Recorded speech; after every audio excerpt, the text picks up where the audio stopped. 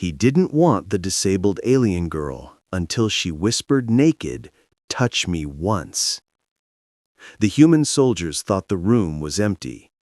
The air was stale, the lights dim, and the walls smelled of rust and old machines.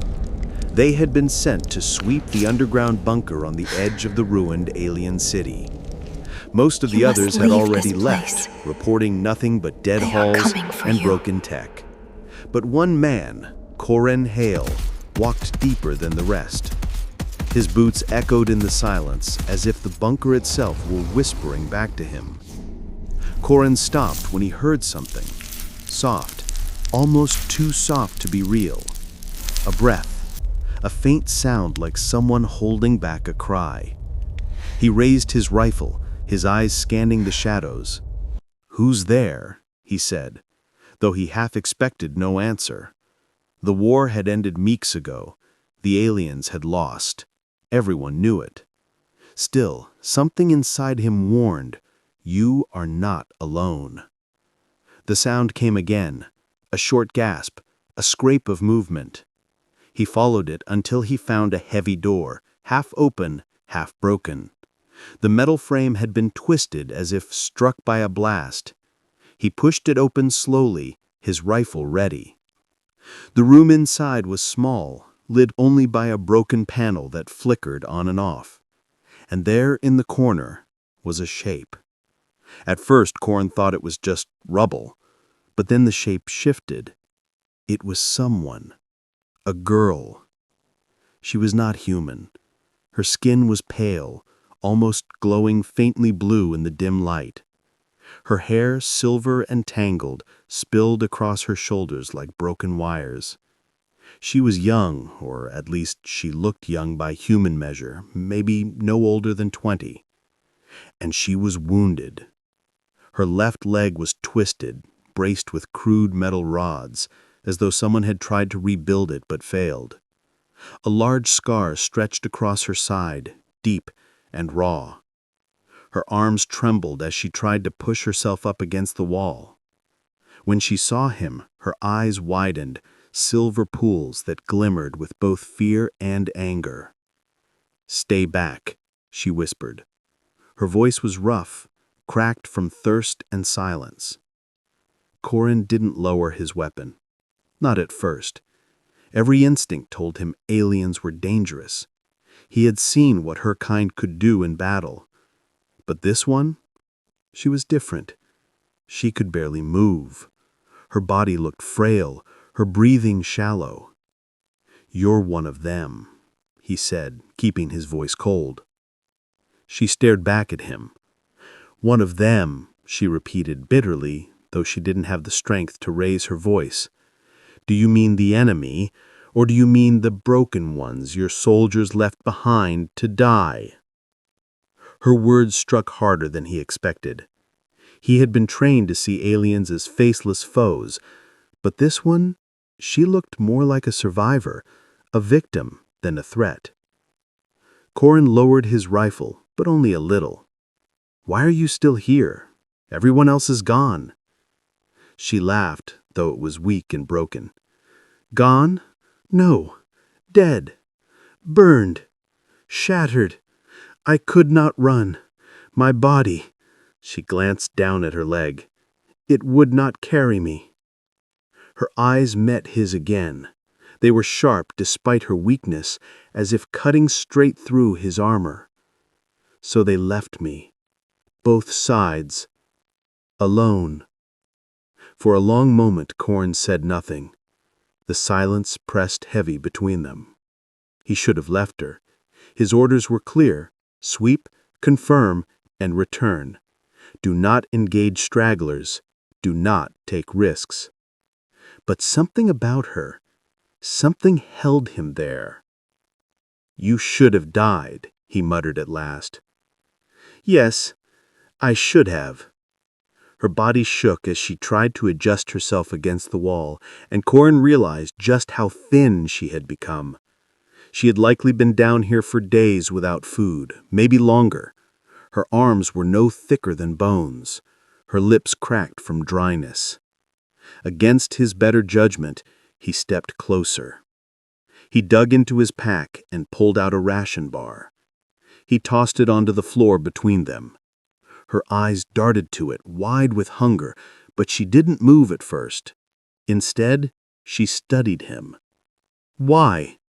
"Because I don't like watching something starve," he said flatly. Slowly, painfully, she reached for the bar. Her hands shook as she lifted it, and she ate like someone afraid it might be taken away.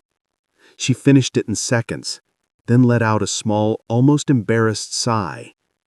"Human food," she said softly. "Strange taste, but better than emptiness." Corin kept his distance, but he couldn't pull his eyes away. She was alien, yes, but she wasn't the monster he had been told to fear. She was wounded, disabled, abandoned, and she was still alive when she shouldn't have been. Then she whispered something that made him freeze. "Touch me. Once." The words were so quiet, he almost thought he imagined them. He stared at her. "What did you just say?" Her silver eyes glistened. Her voice trembled, but she forced the words out again. "Touch me. Once. I need to know I'm not just a ghost." Corin's heart pounded. He didn't understand. He didn't want to understand. She was the enemy. She was broken. She was not his responsibility. But something inside him knew this was not the last time he would see her. And deep down, he already feared what that meant. Corin didn't answer her request. He couldn't. The silence stretched so long that the hum of the broken light above seemed louder than his own breath. Her silver eyes, wide and unblinking, stayed locked on him. They weren't begging eyes. They weren't pleading in the way a desperate prisoner might beg. No, her gaze carried a strange kind of pride, as though she dared him to look away first. "You don't understand," he muttered, finally breaking the silence. "If anyone finds me with you, they'll think I've lost my mind. They'll think I'm helping the enemy." She tilted her head, strands of silver hair falling across her bruised face. "Am I still the enemy?" Corin had no answer. His throat tightened, because the truth was not something he wanted to admit. He turned to leave. That was the smart thing to do. Walk out, report the bunker empty, forget he had ever seen her. But before he reached the door, he heard her voice again. "You'll come back," she whispered. He stopped. His fingers curled against the cold steel of the doorframe. "What makes you so sure?" "Because," she said softly, "because you gave me food when you didn't have to. You looked at me when everyone else looked away. Men who want to forget don't do such things." Her words clung to him like a chain. He didn't reply. He stepped out into the hall, the dim light stretching shadows across his path, but her voice stayed in his head all the way back to camp. The next day, Corin told no one. His squad believed the sweep had been clean, just another dead ruin in a city of ash. They spent the evening drinking, trading lies about the women waiting for them back home. Corin sat apart, silent, staring at his ration pack. Her face haunted him. Her voice haunted him more. "Touch me once." Why had she said it? Why had it mattered so much to her?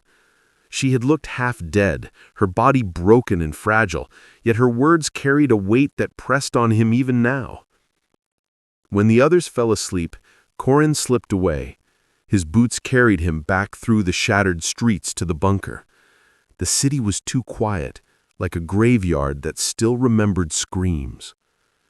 When he reached the twisted door, she was still there, curled against the wall, her chest rising and falling in shallow breaths. The ration bar wrapper lay crumpled at her side. Her eyes fluttered open at the sound of his steps. For a moment confusion filled them, as if she thought she was dreaming. Then she smiled, small, weak, but real. "I told you. You came back," she whispered. Corin crouched down, studying her injuries in the flickering light.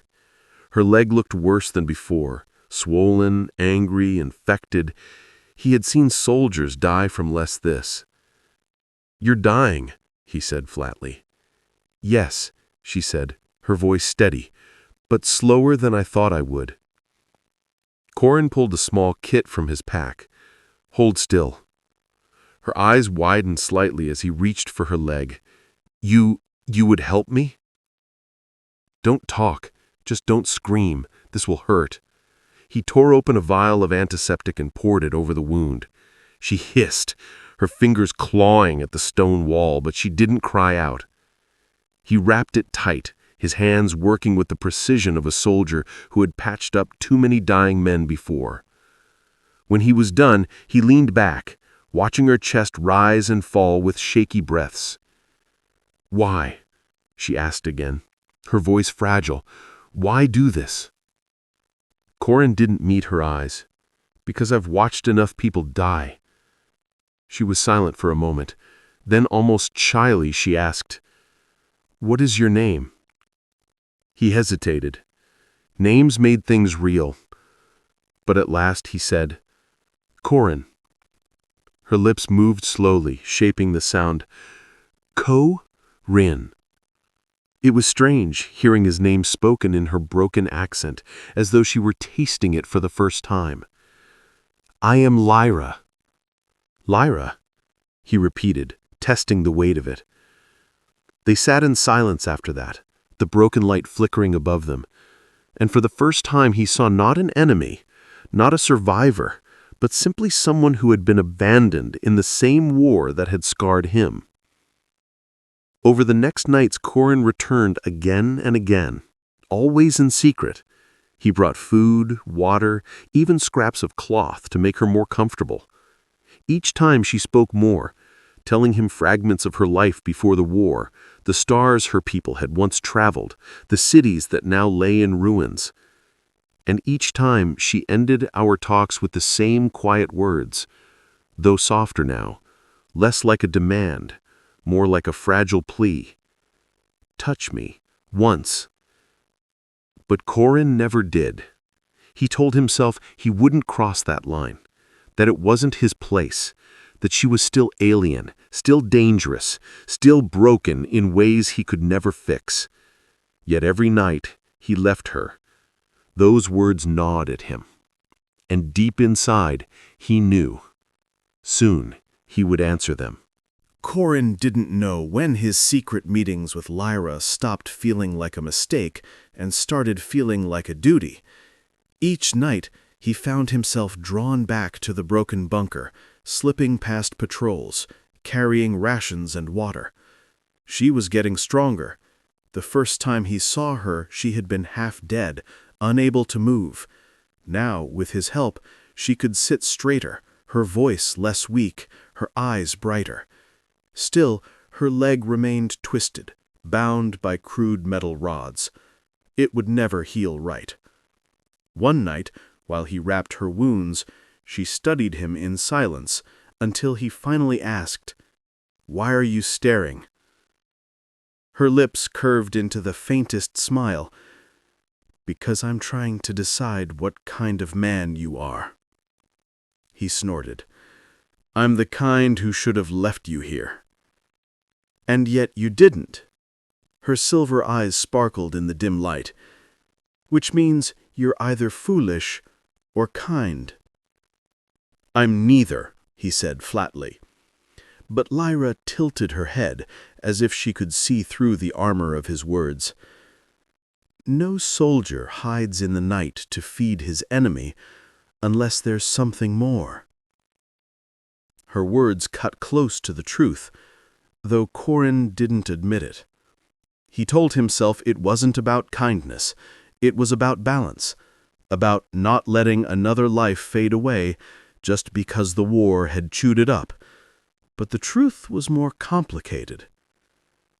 He found himself listening to her, wanting to hear her voice, wanting to see her eyes brighten when he brought food, wanting to know what she would say next.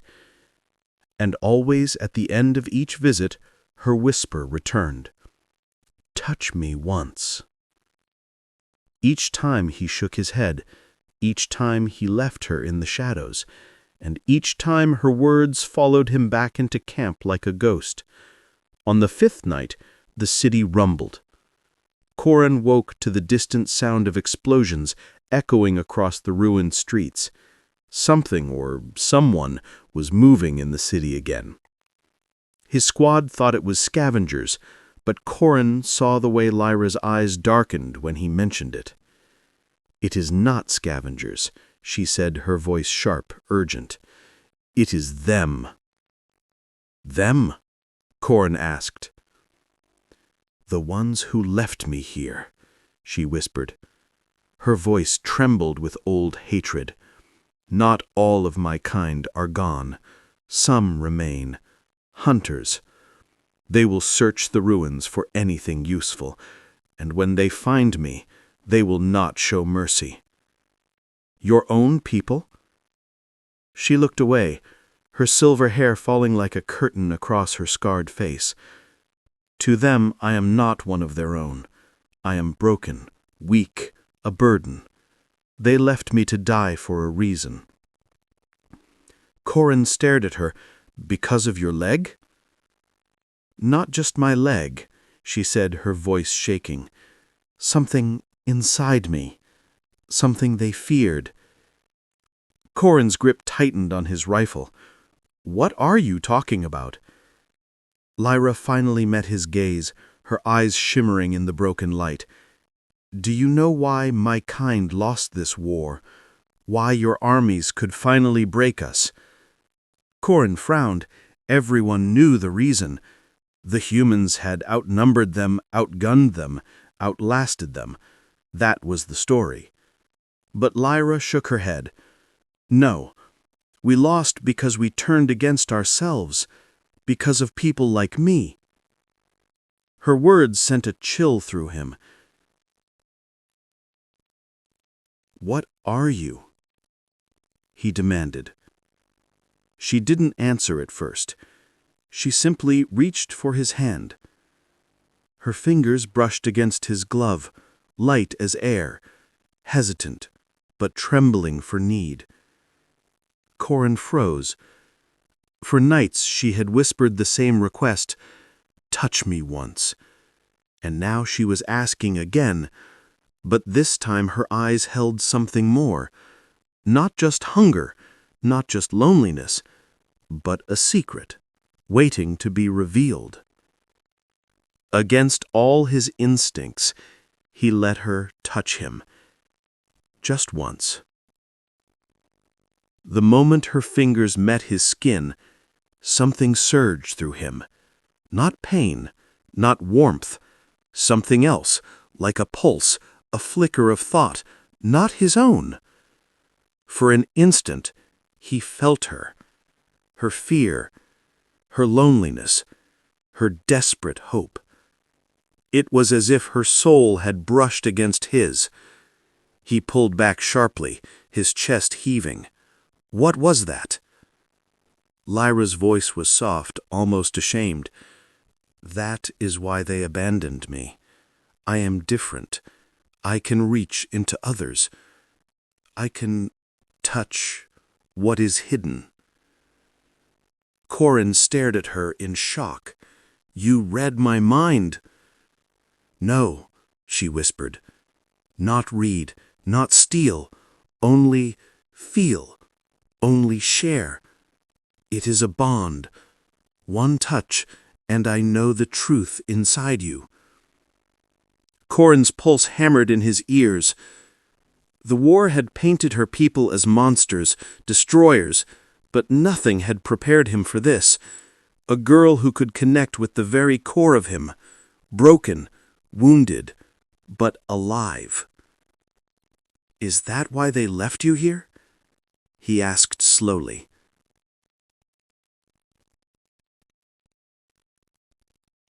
Lyra nodded, her silver eyes glistening. "They feared me, They feared what I might reveal. So they broke my body, locked me away, and left me to die in silence. Corin felt the weight of her words pressing down on him. She wasn't just disabled. She wasn't just abandoned. She was dangerous, yes, but not because of a weapon, because of what she was. And now, she had touched me. He knew he should have been afraid. He should have turned and walked away for the last time. But instead, he whispered the one question he never thought he'd ask. "What truth did you see in me?" Lyra's lips trembled as she whispered back, "That you don't hate me anymore."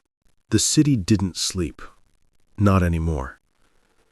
Corin had grown used to the ruins being silent, like a graveyard of broken stone and metal. But that night, the silence was gone. He could hear it in the distance, boots scraping rubble, engines humming low, weapons clattering. Someone was moving through the ruins, and it wasn't human. He crouched near the bunker door, listening, every muscle in his body tense. Behind him, Lyra leaned weakly against the wall, her silver eyes glowing faint in the flicker of the broken light. "They're closer," she whispered. Corin turned. "How do you know?" She tapped her temple with two thin fingers. "I feel them, the way I felt you. Not clear, but close. Angry. Searching." Corin's grip tightened on his rifle. "Then we need to move." Her gaze dropped to her twisted leg. "I can't." He knew she was right. Even with all his bandages and care, her body wasn't ready. She could barely stand, let alone run. "Then I'll carry you," Corin said firmly. Lyra's eyes widened, as if no one had ever offered her that before. Her lips parted, but no words came out. Corin didn't wait. He crouched low and slid his arms beneath her frail frame. She gasped softly as he lifted her, her thin arms instinctively wrapping around his neck. "You shouldn't," she whispered. "Too late," he muttered. The city outside was a labyrinth of collapsed buildings and shattered roads. Corin moved carefully, keeping to shadows, his steps silent. Lyra's body was light in his arms, almost weightless, but her eyes stayed sharp, scanning the darkness as if she could sense what he could not. "They are hunters," she murmured against his shoulder. "They were trained to find things that should not survive." "Like you," Corin said. "Like me," she agreed, her voice hollow. They moved through an alley where vines had creeped over broken walls, the smell of smoke still lingering from battles past. Corin crouched behind the ruins of a vehicle as voices echoed nearby, guttural, harsh, speaking in a language he didn't understand. Lyra stiffened in his arms. "That is them." Corin risked a glance. Figures moved in the street ahead, tall, armored, carrying long spears that glowed faint blue at the tips. Their helmets shimmered with scanning lenses, sweeping the shadows. "They'll find us if we stay," Corin whispered. Lyra's hand clutched his shoulder. "There's an old tunnel under the city. It was made before the war. If we can reach it, we may hide." "Where?" She closed her eyes, her breathing steadying as if she were searching for a memory. "North, past the broken tower, beneath the ground." Corin nodded once. "Hold on." They slipped through the ruins, moving as ghosts while the hunters spread across the streets. Twice Corin had to stop and press himself against cold stone as glowing beams of light swept by. Each time, Lyra's body trembled against his, but she made no sound. Finally, they reached the tower she spoke of. It leaned dangerously, half collapsed, but beneath it lay a gaping hole leading into the dark. "This is it," she whispered. Corin slid into the tunnel, the earth cool and damp around them. The passage twisted downward, away from the noise of the streets above. Only when the sounds of the hunters faded did he finally stop. He lowered Lyra gently to the ground, his breath heavy. "We should be safe here. For now." Lyra leaned back against the wall, her silver hair catching what little light trickled through the cracks above. She looked at him with those deep eyes that always seemed to see more than they should. "You don't see me as broken, do you?" she asked at last. He didn't answer right away. His eyes drifted to her leg, her scars, her thin arms. By all logic, she was broken, but the truth in his chest said something else. "No," he said finally. "I see someone who survived what should have killed her. That's not broken. That's strong." For a moment, her eyes shone, and she turned her face away, as if afraid he might see the tears forming there. Then softly, she whispered the words again, the ones that had followed him every night. "Touch me once." This time, Corin didn't pull back. Slowly, carefully, he reached out and took her hand. Her fingers curled around his, warm despite the cold tunnel air. And in that instant, the world shifted. The bond flared alive between them. He felt her loneliness, her pain, her fierce will to live. But he also felt something else, a spark buried deep inside her, something she had not dared to speak of. A power, fragile but terrifying, like a flame hidden under ash. Corin's breath caught. "Lyra, what are you hiding?"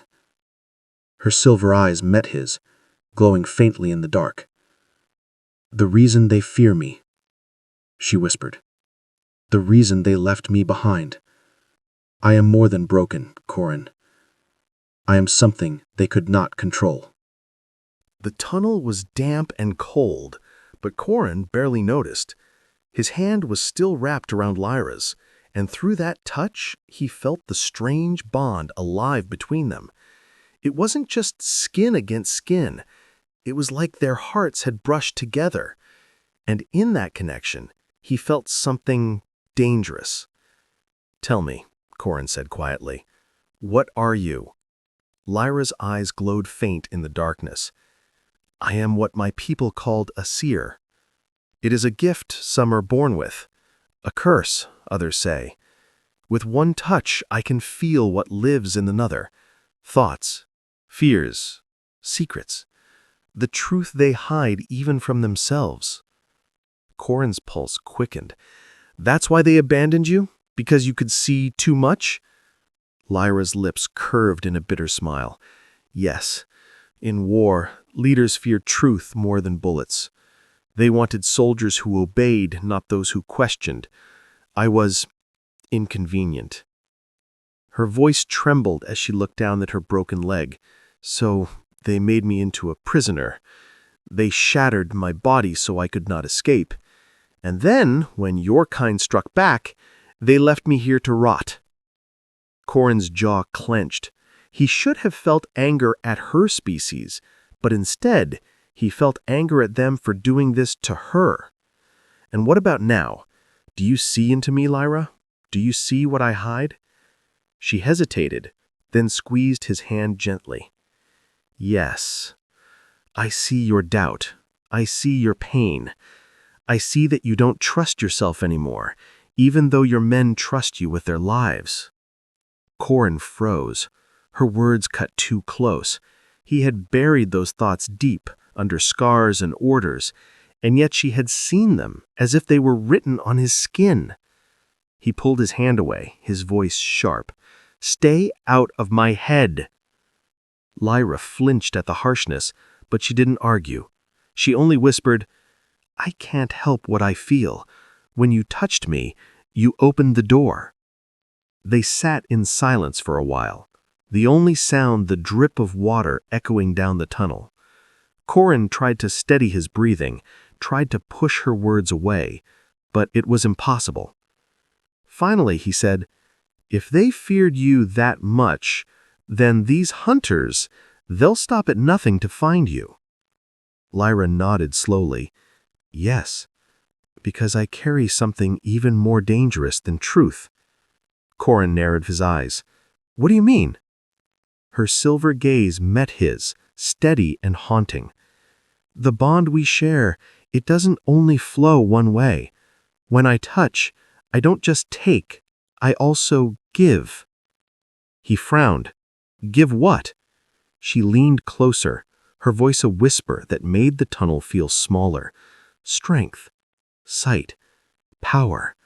A piece of me becomes part of you. That is why they fear me. That is why they broke me. Because if I touched too many, my people would no longer be theirs to control. They would be mine." The words hit him like a hammer. Corin's chest tightened. If she spoke truth, then Lyra wasn't just a disabled girl abandoned in the ruins. She was something far more dangerous, a living key that could turn armies against their masters. And now she had touched him. Before Corin could answer, a sound echoed through the tunnel. Harsh, metallic, footsteps. Lyra's body went rigid. "They found us." Corin raised his rifle, his eyes narrowing into the darkness. The tunnel bent ahead, but faint blue light flickered around the corner. He recognized the glow of the hunter's weapons. "How many?" he whispered. Lyra closed her eyes, her voice tense. "3. No, 4. They're searching. They know I'm near." Corin's heart pounded. He had faced worse odds before, but never while protecting someone like her, someone who couldn't run. He turned to Lyra. "Stay low. Don't make a sound." But her hand gripped his wrist suddenly, her eyes burning. "Wait!" "What?" Her voice was fierce, stronger than he had ever heard it. "If you fight them, you'll die. But if you let me share more than just a touch, I can give you the edge you need." Corin's throat tightened. "No, I don't even know what you'll do to me." Lyra's eyes glistened, desperate but determined. "Trust me, just once." The footsteps grew louder, closer, their metallic rhythm bouncing off the tunnel walls. Corin's finger tightened on his trigger. He didn't have time to think. And then Lyra reached out, her hand pressing against his chest. Corin gasped as the bond exploded inside him. Not a flicker this time, but a flood. Strength surged through his veins, sharp and burning. His senses sharpened. The drip of water, the scrape of stone, the breath of the hunters, all of it struck his ears with painful clarity. His vision sharpened too, the dark no longer hiding shadows, but opening like glass. And beneath it all, he felt her.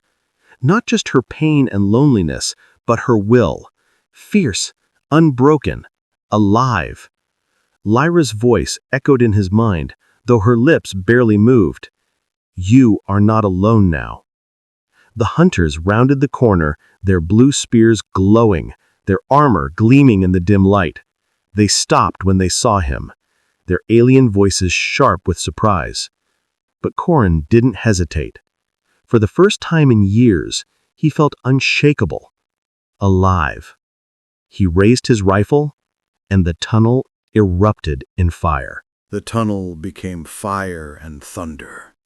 Corin's rifle spat light into the dark, each shot faster, sharper, steadier than he had ever managed before.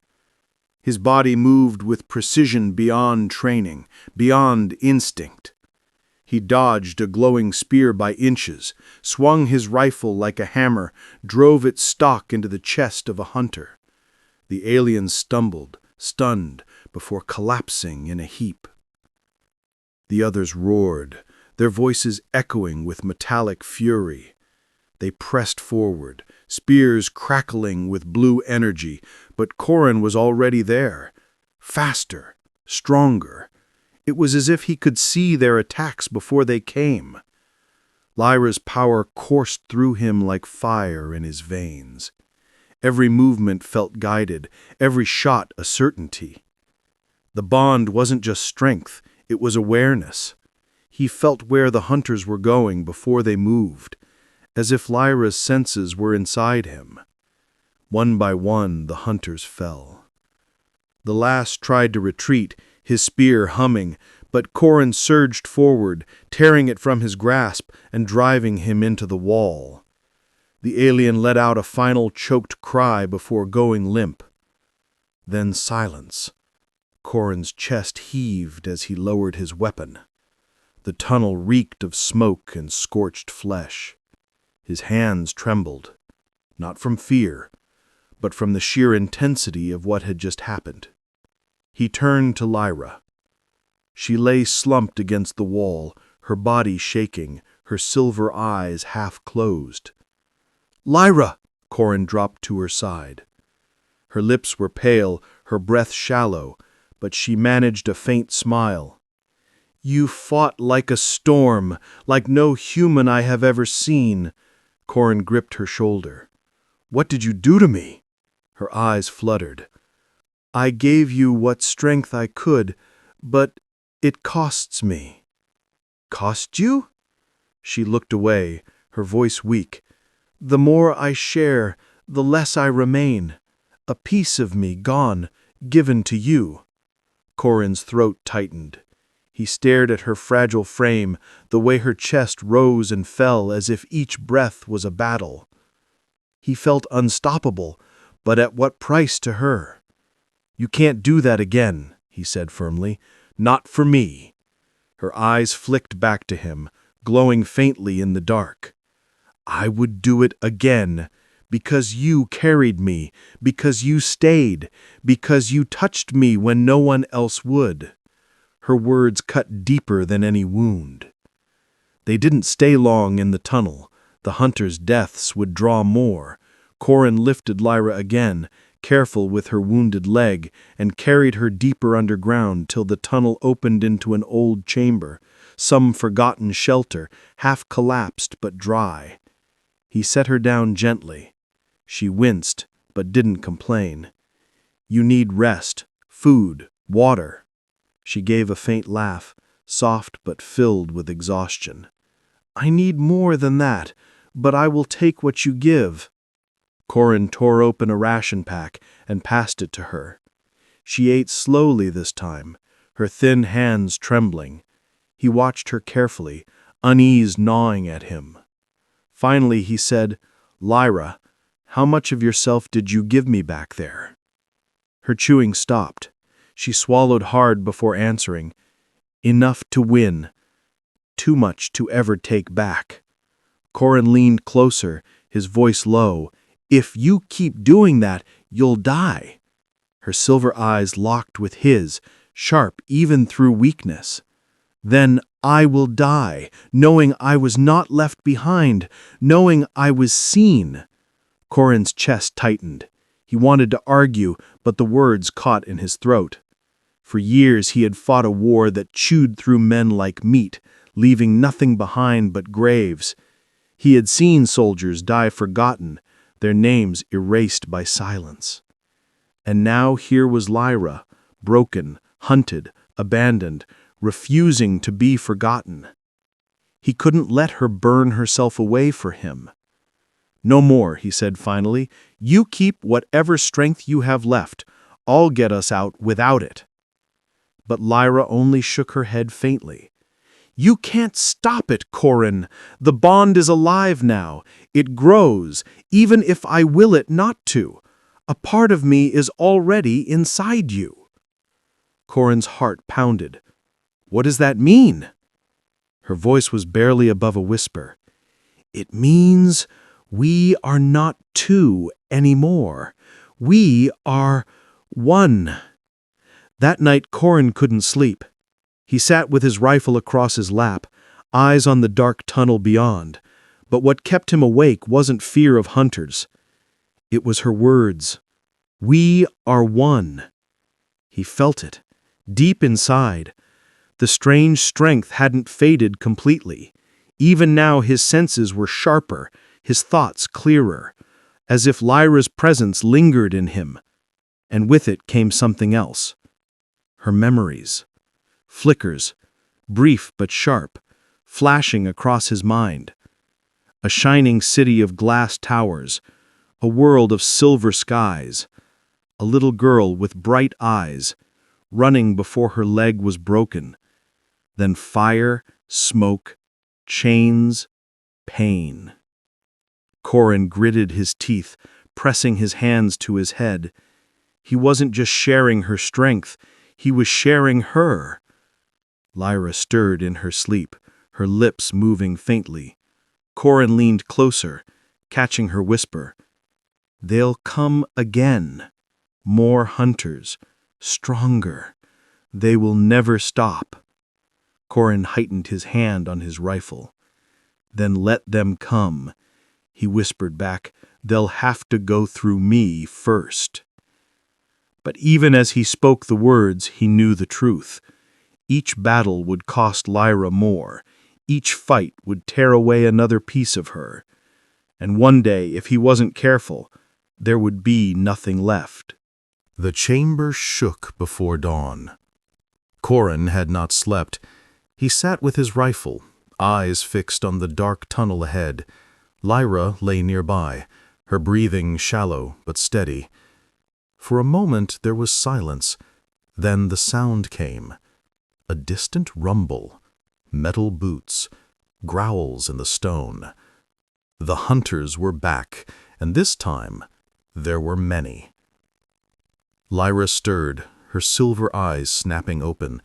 She sat up slowly, pain etched across her face. "They bring the horde," she whispered. "Every hunter they have left. They know you killed their brothers." Corin's stomach turned cold. He tightened his grip on the rifle. "Then we hold them here." Lyra shook her head, her pale hair falling loose across her shoulders. "You can't, not alone." He looked at her. She already seemed weaker than before, her skin almost translucent. He remembered how much strength she had given him in the last fight, how it had nearly broken her. "No," Corin said firmly. "I won't let you burn yourself away. I'll fight them with what I have." Her hand reached for his, trembling but sure. "Corin, listen to me. We are bound now. The bond grows whether we want it or not, and if it grows, it can become something greater, something enough to end this." He swallowed hard. "Enough to kill you?" She shook her head faintly. "Enough to free me." The rumble grew louder. The hunters were close now, their armored feet striking the stone. Corin leaned close, his forehead touching hers. "If we do this, we do it together, not me using you, us fighting as one." Her lips curved into the faintest smile. "Yes, one." Then it began. Lyra's body glowed softly, the silver light spreading through her skin. It pulsed, brighter and brighter, until it wrapped around both of them. Corin gasped as the power surged into him again, but this time, it wasn't a rush of fire. It was a flood of clarity. He didn't just feel stronger, he felt her. Her thoughts, her heart, her memories. She wasn't inside him, she was him. The tunnel exploded with movement. Hunters stormed into the chamber, their spears glowing bright, dozens of them. Their roars filled the dark. Corin rose, his rifle humming with power it had never held before. He stepped forward, Lyra's presence blazing inside him. Together, they moved. The first spear struck, but he was already gone, sliding past it, his body faster than thought. His rifle fired once, and 3 hunters fell in a single burst. Another charged. Corin didn't hesitate. His hand lifted, glowing with Lyra's light, and a wave of force hurled the alien into the wall. More poured in. The chamber became chaos, light, screams, fire, but Corin and Lyra were everywhere. She guided his every step, his every strike.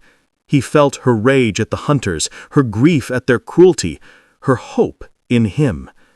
And together, they tore the hunters apart. But the power burned. Every second, Corin felt her weaken inside him. Her voice grew softer, her presence flickering like a candle in a storm. He fought harder, desperate to keep her alive even as the last hunters fell. Finally, silence. The chamber was littered with broken bodies, the air thick with smoke. Corin staggered, his rifle heavy in his hands.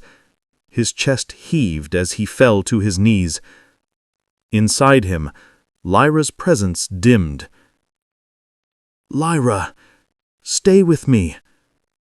Her voice came faintly in his mind. "You carried me when I was broken. You gave me back my name. Now I give you this. Freedom." "No," he whispered, his throat raw. "Don't leave me. Please, don't you dare." She smiled faintly through his eyes, her warmth flickering like the last light of dawn. "Touch me once more." His hand pressed to his chest, where her presence burned brightest. "Always." Then the glow faded.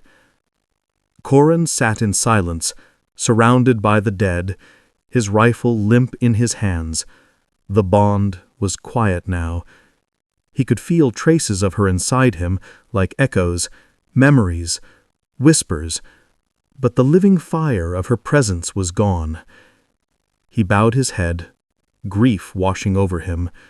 She had saved him, saved them both, and in the end she had given everything. But then he felt it, a faint pulse in his chest. Not gone, not empty, something alive. He looked down at his hands. For a moment his skin shimmered faintly with silver light. She was still there, not whole, not separate, but a part of him, forever. Corin rose slowly, gripping his rifle once more. His eyes turned toward the tunnel beyond. The war was not over. The hunters would come again. But he wasn't alone anymore. Lyra's voice, soft and steady, whispered inside him, "We are one." And for the first time in years, Corin smiled.